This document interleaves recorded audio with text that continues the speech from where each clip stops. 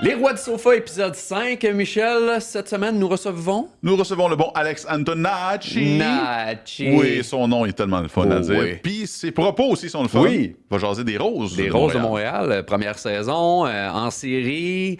Ça va être le fun à regarder. Oui, puis il y a plein d'autres choses aussi à discuter avec Alex. Oh oui, ça, Et c'est sûr. des sujets le fun qui s'en viennent là. Parlant de propos incroyables, Michel, tu veux nous parler du petit bonhomme qu'elle a? Ce jeune homme, Ivan Demidov. Jimmy Duff. Jimmy Duff. C'est ça son nom? Non, c'est Ouais, Ivan ben oui. Demidov. Ma réaction exagérée est que Ivan Demidov, selon moi, va exploser le record de points pour une recrue chez le Canadien. Explosé. Oh oui, pas juste battre, va le détruire. Parce que le record, présentement, est détenu par deux joueurs, Sheldon et Mats Naslund, 71 points. Sheldon a fait 71 points en 77 matchs en 85-86. C'est quand même il y a 40 ans. Là. Puis Mats Naslund, 71 points en 74 matchs en 1982-1983. Ça aussi, ça fait un bout. Puis, pendant de faire un bout, il y a aussi Joe Malone qui avait fait 44 buts, 4 passes en 20 matchs en 1917-1918. Il passait pas beaucoup à POC, ce gars-là. Mais il avait 27 ans. Tu sais, c'était le début, là, ça commençait. La Ouais, première ouais. saison que les Canadiens ont fait 48 points en 20 matchs. Mais tu sais, ça n'a pas de sens. Ça, c'est d'autres choses. Mais là, explosé, là. Ouais, explosé. T'as pas peur de se mettre trop de pression? T'as pas peur d'être trop... Ah non! de tes lunettes de fafane? Ah non, non, les lunettes d'amoureux d'Ivan Demidov, je les ai. Là. Ah ouais, ça n'a pas ok, de sens, ok, il est ok. fou ce gars-là. T'as vu? Tu sais, le record, c'est 71 points. D'après moi, il va battre le record juste avec ses passes. Pardon. D'après moi, il va faire plus que 71 passes. Tu sais, il va faire, mettons, une vingtaine de buts, 20 quelques buts, mais 70 passes. C'est très possible pour Ivan Demidov, selon moi. Tu as vu comment il joue? Oui, mais maintiens ça pour une saison complète. Là, la Ouais. constance, ça va être un... Là, c'est bien beau, là, il y a du match à jouer. Là. Ouais. Il y a Mais- 9 points en 10 matchs. Oui, mais ça prend une certaine constance. Là. Il va avoir... Tout va bien chez le Canadien actuellement. Ça va prendre un peu de... Tu sais, quand il va avoir l'adversité, est-ce qu'il va vraiment élever son jeu ou rester au niveau constance? Ben, ça dépend de l'adversité, qu'est-ce que tu veux signifier par ça. Tu sais, il y a Ouais. des équipes qui sont meilleures que d'autres. On l'a vu là, quand il a joué en série contre les Capitals, c'était pas mal plus tough. Ouais. Mais quand il a joué contre les Canucks, c'était pas mal plus facile Oui. pour lui. Ah ouais. Fait que, puis tu sais, il va en affronter des équipes plus difficiles. Puis il Ouais. va affronter des équipes plus faciles, entre guillemets. Mais là, en plus, il est sur l'avantage numérique. Ouais. Puis ça n'a aucun bon sens à quel point Ivan Demidov est capable de dominer un match, dominer une séquence. Sa possession de rondelles, sa créativité fait en sorte que... Ouais, il est une coche. Là. Fait que je comprends que tu veux mettre les briques. Oh, ben, moi, c'est ça. C'est parce que faut aussi savoir que là, en ce début de saison, tu sais, en bon français, le scouting, les vidéos sur Ivan Demidov, t'as un échantillon assez limité. T'as les séries l'année passée, t'as les 10 premiers matchs cette année. Là, plus ça va aller, là, plus il va devenir le gars qu'on va regarder. S'il reste sur le troisième trio, Moi, il y a- 3, 2, mais il y a des chances, ouais, ben, appelons-les là, Sur c'est- son trio, ouais, mettons. sur son trio avec Newhook puis Oliver Kapanen, les chances sont qu'il jouera jamais contre les meilleurs éléments adverses. Ça pourrait l'aider. À domicile, c'est sûr que ça va Ouais. arriver. À domicile, quand les Canadiens ont le Mais dernier même changement. encore là, quand ils n'ont pas le dernier changement, je suis pas sûr que tu veux. Ouais, tu vas peut-être vouloir affronter ce trio-là qui est plus inexpérimenté. Mais moi, je mettrais le break avec ton 71 passes. Je comprends que tu veux mettre les breaks. Moi, Oui. je fais sur le gaz à fond. Moi, j'y vais à fond de train, all-in. Tu sais, on s'entend, Alec Nelson a fait 60 passes l'année passée. Ivan Demidov, c'est dans le même moule, mais à l'attaque. Ouais. Fait que, honnêtement, moi, je pense qu'il va exploser le record de points pour une recrue. Ça, c'est clair. Peut-être même 70, 71 passes. Peut-être. Puis, tu sais, juste pour te donner un petit ordre de grandeur, là, s'il fait 50 points cette année, Ouais. on s'entend qu'il va faire 50 points cette année. Ouais, ben, s'il reste en santé, si tout le monde est là, oui. Il va faire 50 points cette année, selon moi, facile. Puis à 50 points, tu es dans le top 10 dans l'histoire des recrues du Canadien. On n'a pas été gâtés à C'est fou, Montréal. hein? Il n'y a C'est pas fou, eu pareil, ça. tant de bonnes recrues avec les Canadiens depuis des années et des années. Ouais. Puis là, tu as eu Hudson l'année passée, tu as Demidov cette année. Je maintiens mon point. Demidov va détruire, va exploser le record de J'ai points hâte de de voir. recrues. J'ai hâte de voir. On va garder la clip.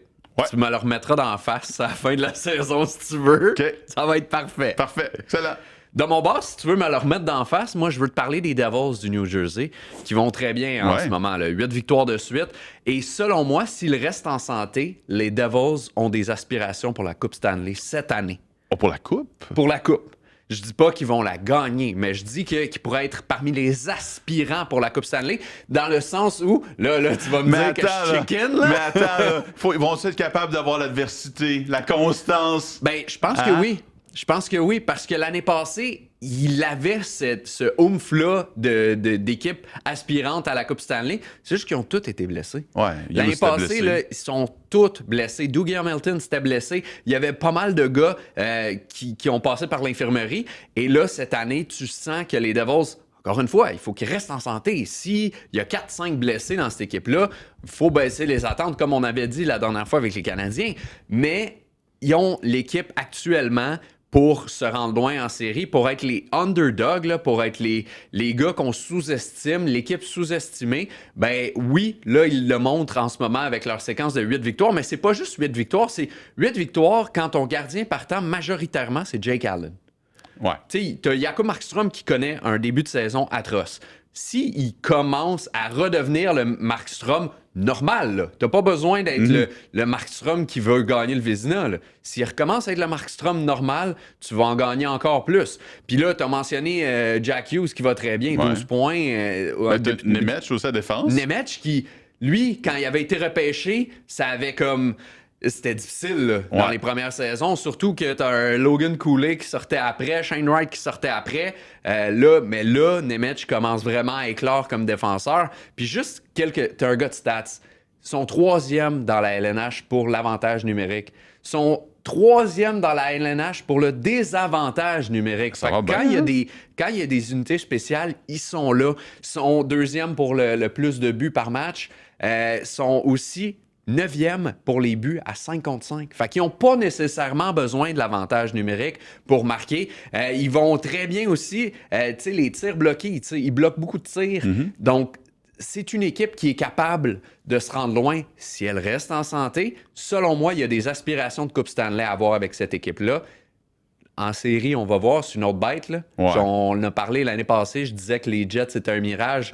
Les Jets n'étaient pas un mirage l'année passée, sauf quand ils sont arrivés en série. Ouais. Fait que voilà, ça sera à voir. Okay. Mais on regarde la clip. Tu vas me remettre d'en face des Demidov. Je vais te remettre d'en face les Devils. Ouais, peut-être. OK. Alex Antonacci est avec nous sur le sofa.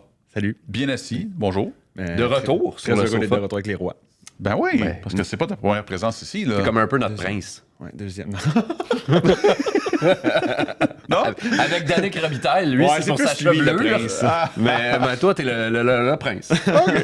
Hey, mon cher Prince, là, la saison des Roses de Montréal est terminée, mais c'était aussi ta première saison en tant que journaliste attitré à la couverture de l'équipe des Roses de Montréal. Comment ça s'est passé? C'était quoi le beat? Comment ça se passait quand tu allais couvrir les pratiques puis les matchs? Je vais essayer de rester calme parce qu'à chaque fois que j'en parle, j'ai des étoiles dans les yeux, là, mais j'ai vraiment trippé. Ah ouais? J'ai vraiment trippé. Puis je me souviens quand cette ligue-là est sortie, c'est moi qui est allé voir nos patrons pour dire que ça m'intéresse vraiment de couvrir cette ligue-là, de quoi de nouveau. Puis ça a été au-delà de mes attentes. Là. J'ai vraiment, vraiment, vraiment eu du fun. Là.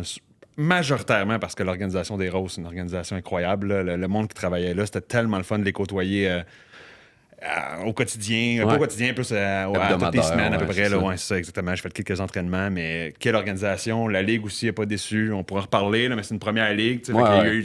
Tout n'était pas parfait, mais j'ai adoré. Ouais, il y avait des ajustements, j'imagine, mais quand tu arrivais là, ça se passait comment? Ils disaient « Hey, Alex, salut! » Ben là, oui, c'est ça qui était particulier. Ça fait quelques années là, que je travaille comme en tant que journaliste, reporter, puis c'est la première fois que je côtoyais le monde, tout le temps le même monde, parce que même si je remplace Luc aux Canadiens ou Didier aux Alouettes, on me connaît pas. J'y vais une fois par année. Là, fait que là, c'était la première fois de vraiment... Je regardais les journalistes qui étaient là, puis je suis tout le temps là aussi. Fait que c'était vraiment le fun. Puis encore plus, comme je le disais, parce que les gens des coms, l'entraîneur-chef, les joueurs même, c'était le fun de connaître les joueurs aussi. Ils étaient plus à l'aise quand ils répondaient à mes questions. Puis c'était tout du bon monde. C'est vraiment tout du bon monde. Tu sais, veux pas, il y a un certain aura quand il y a le Canadien. Quand les Alouettes, c'est parce qu'il y a beaucoup de joueurs. Mais tu sais, les Roses, t'as une proximité avec elles. Puis des sports comme ça qui sont pas méconnu, c'est pas méconnu le soccer à Montréal, mais l'équipe était méconnue, c'était sa première saison. Est-ce que tu as ressenti ça, cette proximité-là, avec les joueuses elles-mêmes, puis justement avec l'entraîneur? Tu disais qu'il y avait même, tu parles pas juste de sport avec eux autres, même exactement. Avec le coach. Là. Ben, c'est ce que j'aime le plus, honnêtement, parce que d'aller couvrir le Canadien, c'est le rêve. Là. On a tout rêvé. Quand on voulait être journaliste sportif, parce qu'on voulait couvrir le Canadien, mais après ça, j'arrive à un match des Roses, puis je suis comme, c'est ça que j'aime, là, c'est ça qui est le fun, parce que je connais les joueurs me connaissent et tout. Puis, l'entraîneur, justement, ça a été une des personnes, évidemment, j'y jasais à toutes les fois, puis c'est une personne extraordinaire, Robert Rositoyou. Et désolé, mon cellulaire. Ce qu'il faut savoir, ce qu'il faut savoir, c'est que la blonde d'Alex est enceinte et elle pourrait accoucher n'importe quand. Donc, si vous entendez des bruits, c'est ça. Est-ce que c'est ça? Non. Ça serait un coup de téléphone, je pense. Je sais pas, mais je pense. C'est pas ta blonde qui dit Alex, j'accouche, viens-ten. Mais justement, le coach des Roses a eu un envers. D'habitude, je suis plus professionnel que ça. Mon seul serait fermé. C'est correct. Mais c'est bon de vous le préciser. Ça peut arriver à n'importe quel moment. Mais justement, l'entraîneur des Roses, il a raté un match cette année parce que justement, sa femme a accouché. Puis on en a jasé pratiquement toute la saison, là, comment ça se passait, la grossesse et tout. Puis il était super gentil. C'est même lui qui a entamé les discussions par rapport à ça. Puis c'était super agréable de discuter avec lui. Mais justement, il savait le dernier match parce que là, elle va accoucher avant les premiers matchs des séries qui s'en viennent. Olivier Larue va me remplacer pour les séries. Puis l'organisation des Roses, je sais pas si c'est Robert qui l'a dit ou je sais pas comment ça s'est su ou peut-être c'est moi qui en avais parlé à une joueuse. Mais bref, mon dernier match de la saison contre Toronto, sont arrivés avec une carte de la photo des joueuses de l'équipe avec un beau petit mot écrit à la main pour me remercier d'avoir à RDS, d'avoir couvert cette première saison des Roses, d'avoir l'équipe. Puis un pyjama. Un pyjama nice. À des roses de bébé là, pour nouveau-né. Puis écoute, ça m'a vraiment touché. Honnêtement, ça a touché. Ma blonde aussi, elle tripe sur les roses de soccer féminin. C'est une joueuse de soccer. Fait que quand je suis arrivé avec ça à la maison, elle était comme, voyons donc, c'est tellement fin. Puis, mais ça prouve la proximité un peu que tu parlais. Mais en même temps, il était pas obligé de faire ça. Là, puis, non. Vraiment, je trouve ça vraiment. Mais c'est parce que veux pas, t'arrives là puis t'es fait rayonner. Puis eux autres, c'est. Mais je le vois pas comme ça. Parce qu'elle rayonne. Là, moi, je fais juste faire mon travail. C'est comme le médium entre les deux. C'est toi qui amène le message. Mais oui, c'est ça. le messager. Puis tu sais, c'est comme. C'est ça aussi, des fois dans notre travail, on va quelque part puis qu'on sent qu'on est trop, que c'est difficile d'aller faire notre travail. Mais quand j'allais à un entraînement des Roses ou à un match, je me suis jamais senti trop. C'est cool, là, ça. C'est vraiment le fun. Mais là, leur saison est finie. Ça s'est passé comment, la saison? Parce que là, il y a les séries qui s'en viennent. Là, mais comment ça s'est passé? Ça a bien été pour sur le terrain. Ça a bien été, mais je pense qu'être partisan des Roses cette année, c'était l'équipe la plus difficile à aimer, j'ai l'impression. Pourquoi? Parce que il y a certaines séquences où tu disais la meilleure équipe de la Ligue est à Montréal. Mais d'autres séquences, tu disais la pire équipe de la Ligue est à Montréal parce qu'ils ont eu tellement de misère contre Halifax qui était de loin la pire équipe du circuit. Ils ont été capables de battre des équipes comme Toronto, Vancouver, mais l'année, c'est. Puis aussi, en plein milieu de la saison, ils ont perdu leur meilleur joueur. Stephen Abdou qui est parti. C'était il y a eu du drama. Catastrophe, drama. Tu sais, comme on n'a jamais vraiment su ce qui s'est passé. En gros, tu sais. Je pense qu'on le saura jamais. On le saura jamais. Puis on sait pas non plus. Tu sais, c'était la meilleure buteuse de l'équipe, troisième meilleure buteuse du circuit. Elle a été échangée à une équipe rivale, Vancouver. On n'a jamais su ce que les Roses ont reçu en retour. Future. C'est comme. C'est genre, tu m'en dois une maintenant. Normalement, tu t'attends à recevoir de quoi de gros quand tu échanges ta mère. On le saura jamais. Puis en plus, elle a joué contre. Puis les deux pourraient s'affronter en finale aussi. Fait que bref, ça a été une saison en montagne russe vraiment pour les partisans des Roses. Il y a Kang qui est arrivé pendant la saison. Ça a aidé, ça. Sharon Kang, puis il y a une joueuse vraiment dynamique. Les partisans peuvent vraiment, vraiment apprécier à regarder jouer. Mais c'était pas la petite Fabdou. C'est pas elle qui marquait les buts. Puis justement, on voit en fin de saison, là, ils ont terminé la saison avec 4 matchs de suite, 100 victoires, 3 défaites. Manque de punch en attaque. En fait, ça aide aussi parce que la deuxième meilleure buteuse de l'équipe, la capitaine Tania Boychuk, là, c'est la meilleure depuis le départ de Latifa Abdou, est blessée depuis presque un mois, là, une commotion cérébrale, fait que ça fait mal. Mais bref, j'ai l'impression que les partisans sont pas si confiants à rentrer en série avec cette équipe-là pour le moment, mais encore là, il y a des séquences où il y avait l'air de la meilleure équipe de la Ligue. Ton œil pour les séries. Justement, ça serait quoi? C'est ça. C'est juste avec tout ce que tu viens de dire, tu peux pas t'imaginer que c'est une équipe qui va trouver la Abdou en finale contre Vancouver. Là. Non, ça serait fantastique, ce scénario-là. Par contre, mais j'ai de la misère à voir. Faut qu'elle batte Toronto en demi-finale. 1er puis 9 novembre, des matchs d'ailleurs diffusés sur nos ondes à RDS. Mais un match Toronto-Montréal, Puis Robert Ostoyou, justement, l'entraîneur, puis même que certaines joueuses de Julia Lease, qui est arrivée à Montréal pour la première fois au début de la saison, je me souviens, elle m'a dit « Toronto, on les haït. » au car wash, là, j'avais discuté avec elle, puis on les haït. J'ai hâte de mettre my body on the line, qu'elle m'avait dit, là, contre ces équipes-là. Elle savait déjà qu'il y avait quelque chose entre Montréal et Toronto. Là. À l'intérieur de l'équipe, on s'est déjà parlé que les partisans à Montréal, on n'aime pas les équipes de Toronto, puis ça va être un bon match. Ben sûr, oui, mais c'est ça. Ça va force de la au ligue. moins enflammer la série, puis ça va donner une raison de se motiver. Puis Toronto ont réussi. Là. Ils ont terminé première, Ouais. puis ils ont des joueurs exceptionnels. Là. Est-ce qu'il va avoir, ton enfant va avoir un middle name des roses? Non? J'y ai pas pensé à ça. Comment? As-tu des idées? Latifa. Ennemi Sauvé. numéro 1. Sauvé. Et puis ça, Latifa, on peut. Oui. Et elle a joué contre Montréal l'avant-dernier match de la saison. Puis ce que je peux vous dire, mon feeling, là, c'est que toutes les joueuses la détestaient. Ah ouais? Sur le terrain, là, Lucie Capadona ne l'a pas ménagé du match. Là. Les coups d'épaule, Ah, les ouais. coups de coude, puis même Latifa, il en redonnait. Puis j'avais un feeling que ça m'a. Puis j'essaie d'en jaser après ça avec les joueuses, l'équipe des communications. Personne ne s'est vraiment mouillé. Là. J'étais comme un feeling que. Il y avait quelque chose Il y entre avait, il y a- les il y joueurs. avait quelque chose. Puis le premier match que Latifa n'était plus là, le premier match que les Grosses ont disputé quand Latifa est parti, les Grosses ont gagné, puis la plupart des joueurs ont partagé des photos dans leur story Instagram disant comme tous ensemble, on reste unis, Ah ouais, ok, tu sais, ok, des Ah, ok, all ouais. together. Puis là, j'étais comme, OK, tu sais. Il y avait peut-être... Fait ouais. que ça a alimenté le doute. Là. J'étais comme, elle est partie vraiment. Je n'étais pas aimé tous à cause de ça, là, évidemment, là, parce qu'avant, on dirait que c'était la reine de l'équipe. Là, mais... Imagine une finale Vancouver-Montréal, là, ça serait bon. On le souhaite. Ben oui. Ben oui, on se le souhaite. Nouvelle insolite, tu veux nous insoliter à propos de quoi, toi? Les Jeux olympiques s'en viennent bientôt. Ouais. Fait que je te parle d'une star de biathlon. OK. Une star française de biathlon OK. qui pourrait rater les Jeux olympiques. Pourquoi? Parce qu'elle va être en prison. Oh non. Qu'est-ce que c'est ça? Oui. Et là, ça devient... Plus ça avance, plus ça devient insolite. Pourquoi? Elle va être en prison. Là, elle vient d'écoper d'une peine de 3 mois de prison, ce qui est pas si pire. Ouais, mais c'est Avec- quand même de la prison. Là, Avec sursis, parce qu'elle a volé et fraudé à la carte de crédit sa coéquipière et un membre du personnel de l'équipe de France. La madame, de son nom, Julia Simon, décide de prendre la carte de crédit de sa coéquipière à son insu Ben là, c'est sûr. pour faire des achats en ligne de 2000 €. 2000 €? 2000 €! OK, il a pas été un peu, Non, là. non, Ah, c'est des pas... électros au grand complet, là. C'est pas... Oui, c'est ça. Elle n'est pas allée s'acheter de la gomme sur Amazon, là. Tu sais, c'est à 2000 €. Fait qu'elle, elle s'est fait pogner, bien Ben évidemment. Procès s'ensuit et elle a été reconnue coupable, quoique, en cours, elle a mentionné qu'elle ne se rappelait plus avoir fait ces achats-là. Hey, t'es somnambule? Oh, oui, c'est ça.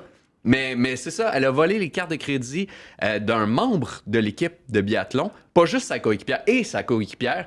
Donc, oui. elle a 3 mois de prison avec sursis. Elle a eu 15 000 € d'amende aussi. Quel Parce que- échec. Et là, l'association de ski en France a de la pression. T'sais, Ben oui, tu veux pas ça dans ton équipe? Ben c'est ça, le public mentionne sortez-moi de ça, tu veux pas amener ça. Sauf que elle a 10 titres mondiaux, cette femme-là. Elle a une médaille d'argent aux Jeux de Pékin en biathlon mix. Donc, est-ce que tu veux te priver de médaille? Là, le dilemme est là. Mais en même temps, Tu l'amènes puis tu la laisses dans sa hey, chambre. c'est un poison, là. Ben, Hey, c'est ça sûr. a volé sa coéquipière, puis t'as ramènes après ça. Quel message t'envoies à tout le monde? Oh. Mais bref, c'est beau, ça. C'est beau, ça. Bravo, Julien. Oh, ouais, non, mais bel échec. Bel échec. Bel échec. Crime, oui. Hey, moi, je veux te parler de hockey. Ouais. Sujet un petit peu quiz. OK? Un petit peu quiz. OK. La question. Qui est, selon toi, le patineur le plus rapide de la Ligue nationale de hockey depuis la saison 2021-2022? Tu sais, pas en moyenne, là, mais Ouais. le speed burst. L'accélération, la vitesse de pointe la plus rapide depuis 2021-2022, c'est qui? La réponse la plus facile pour moi serait Connor McDavid. Mais non. Non? C'est pas lui. Il arrive deuxième. Il a atteint une vitesse de pointe de 39,61 km/h. Ah, c'est fou, ça. C'est cette saison Sur qui a fait patin, ça. là. Ouais. Parce que la Ligue nationale a des puces sur les chandails des joueurs, puis ils ont un site internet qui s'appelle Ouais, NHL Edge. Ouais. Tu peux avoir la vitesse des tirs, la vitesse de patin. Super intéressant, ça. Pour vrai, c'est vraiment Ouais. le fun, cette affaire-là. Mais justement, c'est pas McDavid le plus rapide depuis 2021-2022. Nathan McKinnon? Non! Non, même pas. Hey, honnêtement, tu le trouveras pas. Non? C'est presque impossible. Le troisième, plus rapide, c'est Denis Gurianov. L'ancienne légende des Canadiens.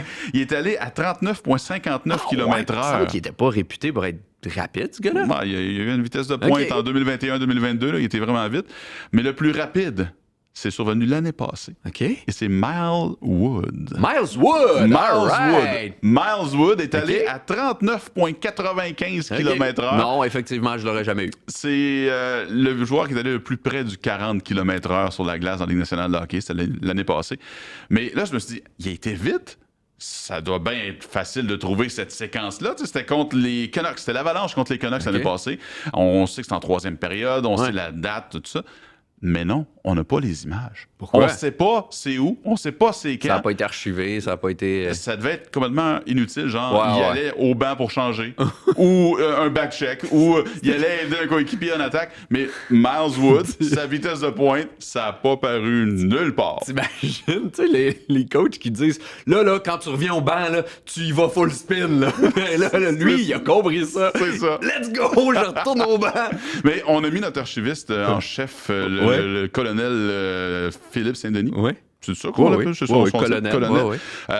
Puis on cherche. on a la game, mais on n'a pas la séquence. Fait qu'il patinait pressé. Ouais, il patinait pressé. Mais juste une petite parenthèse aussi. Moi, je trouve ça le fun, les stats de vitesse. Ouais. Puis je me suis dit, la Ligue nationale devrait prendre ces statistiques-là pour faire les compétitions de patineur le plus rapide, de lancer le plus rapide. Parce que moi, Denis Gurianov, là, jamais j'aurais pensé qu'il était rapide, ce gars. Mais j'aurais aimé ça le voir au match des étoiles contre McDavid parce qu'il est un petit peu plus lent que McDavid, mais pas beaucoup. Ben, comme Radko Gudas. Oui, son tir à 100 quelques mille. Ouais, c'est ça. Tu sais, Radko Gudas, OK, il a une barbe puis il est méchant. Mais non, il a un slapshot aussi. Amène-le au match des étoiles. C'est vrai, ça serait intéressant. On va appeler la Ligue nationale. On va l'appeler Gary, moi. Un autre qu'il faudrait appeler, c'est la NFL.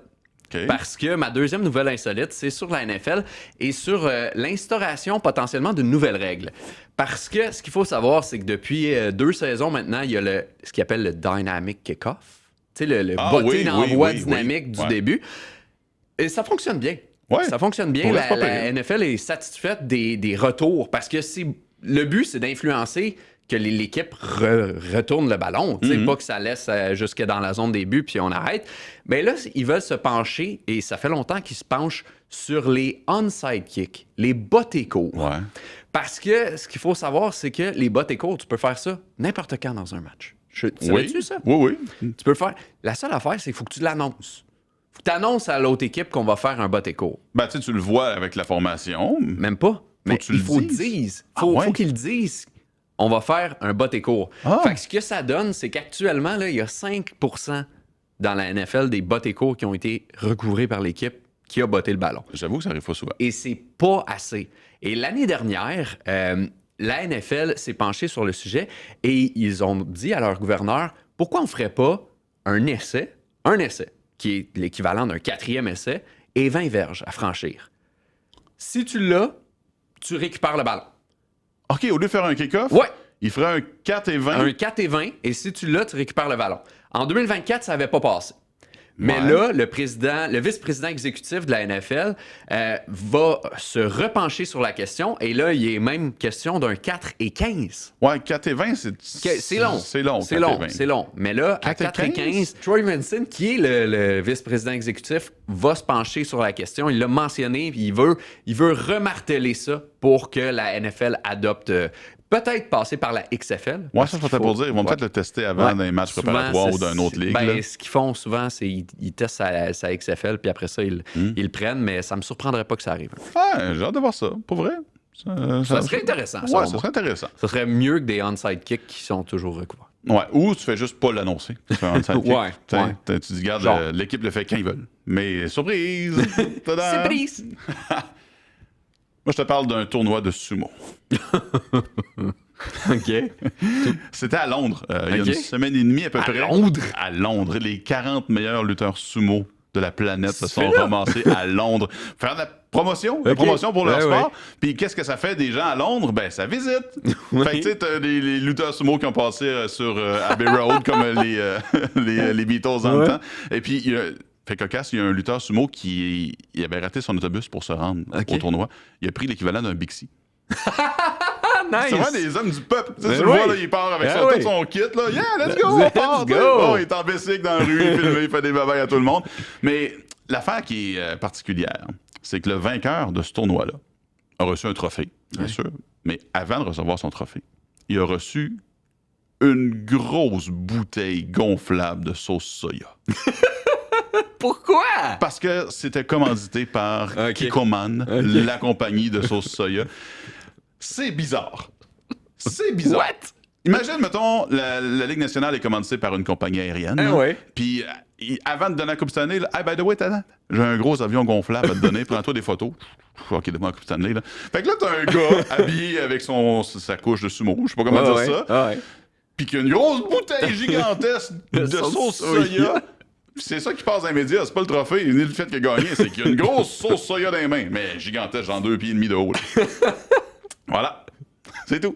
Oh, on se fait commanditer par de la sauce soya. L'événement est incroyable!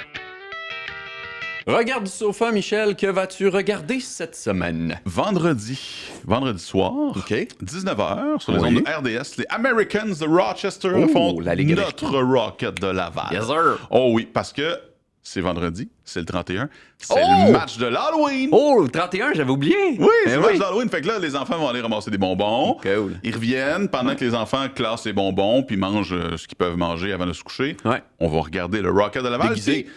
Hein? Déguisé. Déguisé, ben c'est ça mon point, c'est qu'il va sûrement avoir du monde déguisé. Ah oui, c'est sûr. Il va y avoir du monde déguisé en je sais pas quoi. Peut-être que Colonel Phil Saint-Denis va être là en colonel. Peut-être, en colonel du poulet frit, là. Colonel Sanders. Colonel Sanders, Comme à Toronto. Oui, c'est ça. Mais, fait qu'il va y avoir du monde déguisé. Oui. Ça, c'est pas mal clair. Fait que si vous allez au Rocket de Laval vendredi, déguisez-vous. Yes! On veut vous voir RDS parce que les caméras vont sûrement vous filmer. Ben oui. Fait que, vendredi soir, 19h RDS, Americans contre Rocket. Moi, je t'amène le lendemain. Le lendemain, la LCF. C'est les séries qui commencent, les demi-finales d'association. Donc, les Alouettes qui vont être en action contre les Blue Bombers. Notez bien l'heure parce que l'heure a été déplacée. OK. Parce que c'est maintenant à 2 heures parce que ça a été déplacé parce que si jamais il y a un match 7 de la Série mondiale, c'est à 20 heures. Donc, la LCF s'est dit, tout le monde veut encourager Blue Jays, on veut nos codes d'écoute, tu veux pas on va concurrencer. déplacer. Exactement. Fait qu'on va déplacer 2 heures Alouettes à Montréal. Les Blue Bombers sont en ville. C'est la première fois que les Blue Bombers croisent. Tu sais, le fameux classement croisé de la LCF, c'est la première fois qu'ils croisent. Ce qu'il faut savoir aussi, c'est que les Blue Bombers, cette saison, 2 matchs contre les Alouettes, 2 victoires de Winnipeg. Donc, ça va être un premier gros défi pour Davis Alexander en série. Il perdra pas. Non, c'est ça. Lui il perd pas. Il n'y a pas une séquence de défaite en série. Il n'a pas de séquence en série. Fait que, oui, c'est ça. D'après moi, ça va tout être tout un match parce que c'est bien beau la saison, mais c'est les séries qui comptent. Voilà. Fait que vendredi soir, manger des bonbons avec le Rocket. Samedi après-midi. Manger des bonbons avec les Alouettes. Et voilà. Entre-temps, manger des bonbons en nous écoutant, soit à l'audio, parmi toutes les plateformes, iHeartRadio, Spotify, Apple Podcast, name it. Et écoutez-nous en vidéo, c'est... Ben oui, sur la chaîne YouTube de Balcourbe RDS. On a passé le cap des 1000 abonnés. Ça a été sérieusement quand même assez rapide. On s'attendait à ce que ça monte bien. Puis c'est effectivement le cas. Fait que continuez à nous écouter. Continuez à regarder nos extraits verticaux sur Instagram et sur Facebook, et TikTok et YouTube Short. Partout où vous regardez quelque chose sur Internet, il y a des bonnes chances de voir ces deux faces-là. Puis on est content.